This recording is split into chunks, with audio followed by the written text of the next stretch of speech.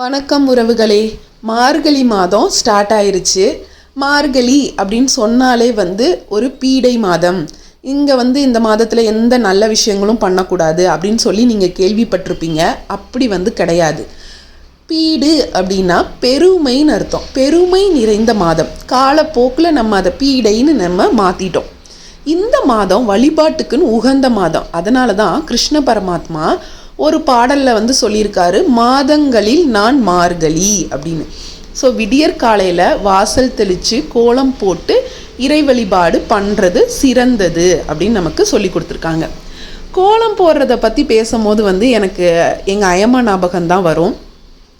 அவங்க தான் எனக்கு அரிசி மாவில் கோலம் போடணும், இந்த மாதிரி புள்ளி வச்சு கம்பி கோலம் போடணும் அப்படின்னு சொல்லி கொடுத்தாங்க. நான் அதுக்கு முன்னாடி ரங்கோலி தான் போடுவேன். அதனால் கேட்டேன், ஏன் அயம்மா இப்படி போடணும், இது புள்ளி வச்சு இப்படி நெளிச்சு வளைச்சி போடுறது எனக்கு ரொம்ப டிஃபிகல்ட்டாக இருக்குது, அதனால் ஏன் இதுதான் போடணும்னு சொல்கிறீங்க அப்படின்னு சொல்லி கேட்டேன். அப்போ அவங்க அழகாக அதுக்கு எக்ஸ்பிளைன் பண்ணாங்க. இந்த மாதிரி நீ இந்த புள்ளிக்கு ஏற்ற மாதிரி வளைச்சி நெளிச்சு போடும்போது நீ ஒன்று கற்றுக்கிடணும்.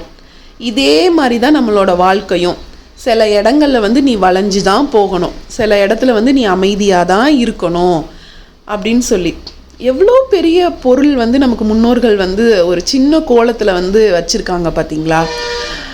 அதனால் நான் எப்போவுமே கோலம் போட்டால் இந்த மாதிரி கோலம் தான் போடுவேன். அதுக்கப்புறம் உருளி வைக்கிறது, பூ இருந்துச்சு இன்னைக்கு, அதனால் உருளியும் ரெடி பண்ணி வாசலில் வச்சுட்டேன்.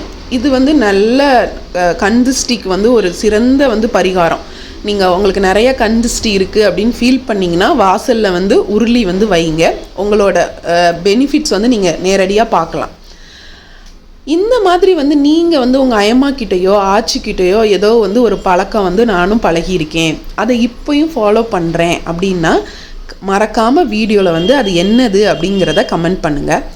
ஏன்னா எங்கள் அயம்மா இறந்து 15 வருஷம் ஆச்சு.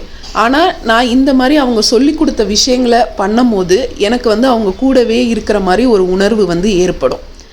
ஸோ இதே மாதிரி ஃபீலிங்ஸ் உங்களுக்கும் நீங்களும் எக்ஸ்பீரியன்ஸ் பண்ணுறீங்க அப்படின்னா மறக்காமல் என்கிட்ட ஷேர் பண்ணிக்கோங்க. நன்றி, வணக்கம்.